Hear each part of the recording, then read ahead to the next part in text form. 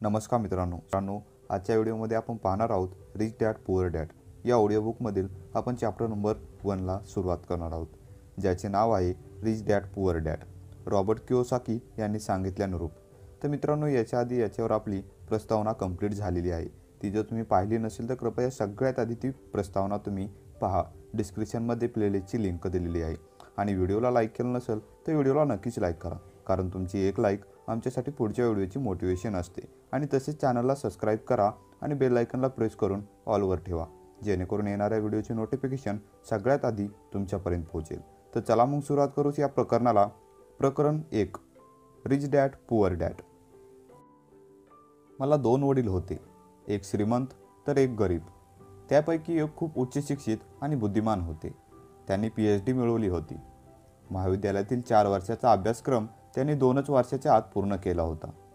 पुढील शिक्षणासाठी त्यांना शिष्यवृत्तीही मिळाली होती. तिच्या सहाय्याने त्यांनी स्टॅनफोर्ड, शिकागो आणि नॉर्थ वेस्टर्न विद्यापीठातून उच्च शिक्षण पूर्ण केले. दुसऱ्या वडिलांनी 8वी इयत्ताही पूर्ण केली नव्हती. दोघांनी आयुष्यभर कष्ट केले. दोघंही आपापल्या क्षेत्रात यशस्वीही ठरले. फक्त त्यापैकी एक आर्थिक स्वास्थ्य मिळवण्यासाठी आयुष्यभर झगडत राहिले, तर एक हवाई राज्यातील सर्वात श्रीमंत व्यक्ती म्हणून गणले होते. एकाने आपल्या पाठी कुटुंब, चर्च आणि चॅरिटीसाठी लक्षावधी डॉलरची संपत्ती मागे ठेवली होती, तर दुसऱ्याने फक्त बिलं. दोघांचीही व्यक्तिमत्व अतिशय प्रभावी आणि आकर्षक होती. दोघेही खंबीर स्वभावाचे होते. त्यांचा लोकांवर प्रभावही पडे. या दोन्ही डॅडने मला त्यांच्या अनुभवातून आलेल्या गोष्टी सांगितल्या. मागितल्यावर सल्लेही दिले. दोघांचं सांगणं वेगवेगळं होतं. दोघांच्याही शिक्षणावर ठाम विश्वास होता. फरक होता तो अभ्यासक्रमामध्ये. मला जर एकच वडील असते तर मला त्यांचा सल्ला स्वीकारावा लागला असता किंवा मी तो नकारला असता. 2 वडील असल्यामुळे माझ्यासमोर 2 परस्पर विरुद्ध दृष्टिकोन येत गेले, एक श्रीमंत माणसाचा आणि एक गरीब माणसाचा. कुठलाही एक सल्ला नुसता न स्वीकारता किंवा न नाकारता मला तुलना करता येत नव्हती. आणि जो सल्ला पटतो, योग्य वाटतो तो स्वीकारता येत होता. अर्थात त्यावेळी माझे श्रीमंत वडील खरोखरीच श्रीमंत नव्हते आणि गरीब वडील गरीबही नव्हते. दोघांच्याही कारकिर्दीला नुकतीच सुरुवात होती. दोघंही आर्थिक आणि कौटुंबिक स्थैर्य मिळवण्यासाठी झगडत होते. पैशाबाबत मात्र त्यांची मतं अगदी 2 टोकांची होती. उदाहरणार्थ, एक जण म्हणायचे की पैशाचा लोभ हेच साऱ्या पापाचं मूळ आहे, तर दुसरे म्हणायचे पैशांचा अभाव हेच साऱ्या पापाचं मूळ आहे. हे असं असल्यामुळे मी बऱ्याचदा बुचकाळ्यात पडायचो. एकतर हे दोन्ही वडील आपापल्या मतावर ठाम होते, ते तितकेच अभ्यासूही होते.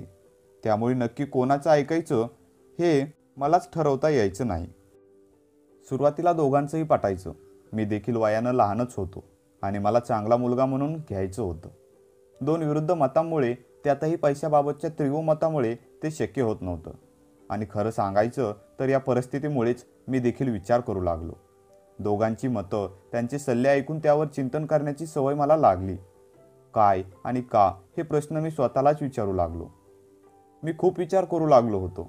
माझ्या मोकळ्या वेळेतला बहुतेक वेळ ते असं का म्हणत असावेत याचा विचार करण्यात जायचा. या वडिलांच्या विधानावर विचार करून झाला की मी त्या वडिलांच्या बोलण्याचा विचार करायचो. खरं तर याचं बरोबर आहे किंवा चूक आहे किंवा काय कळतं त्यांना असं म्हणून झटकून टाकणंही सोपं होतं. पण मला अतिशय प्रिय असणारे हे 2 वडील असल्यामुळे विचार करणं आणि शेवटी स्वतःच्या विचारांचा एक मार्ग निवडणं मला भाग पडलं. निवड करणं, मतं स्वीकारणं किंवा नाकारणं ही मोकळीक मला भावी आयुष्यात खूपच उपयुक्त ठरली. श्रीमंत अधिक श्रीमंत होतात, गरीब अधिक गरीब होतात आणि मध्यमवर्गीय देण्यांशी कायम झगडत राहतात. याचं कारण आहे आर्थिक शिक्षणात. आपल्याकडे शाळा, कॉलेजमध्ये हा महत्त्वाचा विषय शिकवला जात नाही, तो शिकवला जातो घरात. बहुतेक सारेजण हा अतिशय महत्त्वाचा विषय आपापल्या पालकांकडूनच शिकतात. गरीब पालक आपल्या मुलांना पैशाबद्दल काय सांगतात? ते फक्त सांगतात, शाळेत जा, भरपूर शिक. मग ते मुलंही त्यांनी सांगितल्याप्रमाणेही शाळेत जातं, भरपूर अभ्यास करतं, चांगले गुण मिळवतं आणि आयुष्यात पुढे जात राहतं. ते आपल्या पालकांचा अर्थविषयक दृष्टिकोन आणि मनोभूमिका घेऊनच ती काही बदलत नाही. ते लहानपणीच ती शिकवलेली असतात. पैशाबद्दल शाळेत शिकवलं जात नाही. शाळा कॉलेजमध्येच मुलांचं शैक्षणिक आणि व्यावसायिक कौशल्य वाढवण्यावरचं भर असतो. सगळ्यात महत्त्वाचा विषय आर्थिक कौशल्य हा गृहीतच धरलेला नाही. अगदी उत्तम बँकर्स किंवा डॉक्टर्स शाळेत उत्तम गुण मिळवत असतील, पण बाहेरच्या जगात काय? तिथे ते उत्तम आर्थिक स्थैर्य मिळवण्यासाठी आयुष्यभर झगडत राहतात. आपल्या राष्ट्रावर वाढत जाणाऱ्या कर्जामागे हेच तर कारण आहे. राष्ट्रीय पातळीवर कार्यरत असणारे नेते आणि अधिकारी शैक्षणिकदृष्ट्या कितीही उच्च शिक्षित असले तरी अर्थविषयक बाबींचं त्यांचं ज्ञान तोडकं असतं. आज लक्षावधी लोक आर्थिक आणि वैद्यकीय गरजांसाठी सरकार किंवा त्यांच्या कुटुंबावर अवलंबून आहेत. त्यासाठी मेडिकेअर किंवा सामाजिक सुरक्षितेसारख्या सरकारही योजना आहेत. पण पुढील काळात जेव्हा लक्षावधी लोकांना या आधाराची गरज भासेल तेव्हा काय होईल याची मला नेहमीच काळजी वाटते. काळ जसा जसा पुढे जात राहील तशी तशी लोकसंख्या वाढेल आणि आर्थिक प्रशिक्षण नसल्यामुळे निम्नस्तरीय लोकांची संख्याही मोठी असेल. हे सारे याच योजनावर अवलंबून राहू लागले तर त्या कोसळून पडतील आणि त्यावेळी आपण काय करणार आहोत? आपलं भविष्य आताच्या पिढीवर अवलंबून आहे आणि त्यांचं अर्थविषयक शिक्षण त्यांचे पालकच करत असतील, जे बहुसंख्येने गरीबच आहेत. तर पुढे काय होईल हे सांगायला कोणी मोठा भविष्यवेत्ता असायची गरज नाही. नशिबानं 2 प्रभावी वडील मिळाल्यामुळे मला दोघांकडून शिकता आलं. हे शिकता शिकता एखाद्याच्या विचाराचा, मान्यतेचा जीवनावर कशा प्रकारे प्रभाव पडतो हे जाणून घेता आलं. त्या विचारामागचा कार्यकारण भाव समजावून घेता आला. उदाहरणच सांगायचं तर माझे एक वडील म्हणायचे, हे विकत घेण्याची माझी ऐपत नाही. दुसऱ्या वडिलांची मात्र अशा वाक्यांना बंदी होती. ही वस्तू मला हवी आहे, ती मला विकत घ्यायची आहे असं ठरवून मग त्या दृष्टीने विचार करावा, पावलं उचलावीत असा त्यांचा आग्रह असे. या 2 वाक्यामध्ये एक विधान आहे तर एकात प्रश्न दडलेला आहे. पहिलं उत्तर असेल तर मुद्दा तिथंच संपतो. उलट दुसरं उत्तर तुम्हाला विचार प्रवृत्त करतं. लवकरच श्रीमंत होऊ घातलेले माझे वडील म्हणायचे, हे विकत घेण्याची माझी ऐपत नाही. याचा खरा अर्थ आहे माझा मेंदू काम करत नाही. तुम्ही जेव्हा ही वस्तू मला विकत घ्यायची आहे असं ठरवता तेव्हा तुमचा मेंदू त्या दिशेने काम करायला लागतो. याचा अर्थ असाही नाही की तुम्हाला जे काही वाटतं ते तुम्ही विकत घ्यावं. याचा अर्थ एवढाच आहे की जगातला सर्वात शक्तिशाली संगणक तुमचा मेंदू तो उपयोगात आणा. त्याला त्या दिशेने विचार करायला प्रवृत्त करा. माझा मेंदू दिवसागणिक सामर्थ्यवान होत चालला आहे कारण मी त्याचा तसा उपयोग करतो. तो जेवढा सामर्थ्यवान होईल तेवढे पैसे जास्त कमवीन. ही गोष्ट विकत घेण्याची माझी ऐपत नाही हे वाक्य तुमचा मेंदू आळशी असल्याचं लक्षण आहे असं त्यांचं ठाम मत होतं. माझे हे दोन्ही वडील प्रचंड कष्ट करत. त्यांच्यात एक मोठा फरक होता, तो म्हणजे पैशाची गोष्ट आली की एक वडील आपल्या मेंदूला ढुलकी घेऊ देत तर दुसरे त्याला अंग झाडून कामाला लावत.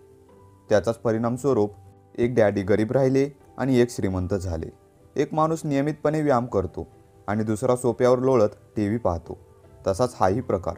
योग्य व्यायामामुळे आरोग्य चांगलं राहतं, तसंच मेंदूला व्यायाम दिल्यामुळे संपत्ती चांगली राहते, वाढते. आळस केला की आरोग्य आणि संपत्ती या दोन्हीचा ऱ्हासच होतो. माझं या दोन्ही डॅडचे विचार परस्पर विरोधी होते. एक डॅड म्हणायचे की श्रीमंत लोकांवर जास्तीत जास्त कर लादायला हवा, त्यातून मिळणारा पैसा गरिबांच्या कल्याणासाठी वापरता येईल. दुसरे डॅडी अगदी विरोधी विचारांचे.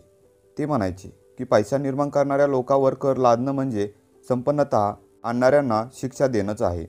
हे अतिशय चुकीचं आहे. ते म्हणजे जो निर्माण करतो त्याला शिक्षा आणि काहीच करत नाही त्याला बक्षीस. एक डॅडी म्हणायचे, खूप अभ्यास करा म्हणजे तुम्हाला एखाद्या चांगल्या कंपनीत चांगली नोकरी मिळेल. दुसरे डॅड म्हणायचे, खूप अभ्यास करा म्हणजे तुम्ही एखाद्या चांगल्या कंपनीचे मालक व्हाल. एक डॅड म्हणायचे, मी श्रीमंत नाही कारण मला मुले आहेत. तर दुसरे म्हणायचे, मी श्रीमंत व्हायलाच हवं कारण मला मुले आहेत. जेवायला बसल्यानंतर एकजण आर्थिक आणि व्यावसायिक चर्चेला प्रोत्साहन देतं तर दुसऱ्यांना ही गोष्ट अजिबात मंजूर नव्हती. एक म्हणायचे, पैसा सुरक्षित ठेवा, व्यवहार सुरक्षितच असावेत. तर दुसरे म्हणत, जोखीम घ्यायला शिका. आपलं घर म्हणजे सर्वात मोठी गुंतवणूक आहे, ती सर्वोत्तम मालमत्ता आहे असा एकाचा भक्कम विश्वास होता. दुसऱ्याला वाटायचं की घर म्हणजे डोक्यावरचं मोठं कर्ज आणि तुमची तीच सर्वात मोठी गुंतवणूक असेल तर त्यातून फक्त मनस्तापतच मिळेल. दोन्ही डॅडी आपापली बिलं नियमितपणे भरत. फक्त एकजण आदल्या दिवशी भरायचे तर दुसरे शेवटच्या दिवशी. कंपनी किंवा सरकार यांना आपल्या आणि आपल्या कुटुंबाच्या गरजांची काही काळजी घ्यावी. असे एका डॅडला वाटे. पगारवाढ, निवृत्तीनंतरचे फायदे, वैद्यकीय सेवा, आजारपणाची रजा, सुट्टी आणि इतर फायद्याबाबत ते कायम विचार करत. त्यांचे 2 काका सैन्यात होते. 20 वर्षाच्या सेवेनंतर ते निवृत्त झाले. त्यावेळी त्यांना निवृत्ती वेतन आणि इतर भरपूर फायदे मिळत होते. त्यात त्यांना कायम कौतुक वाटायचं. विद्यापीठात असलेली मुदत ठेव योजना त्यांना आठवायची.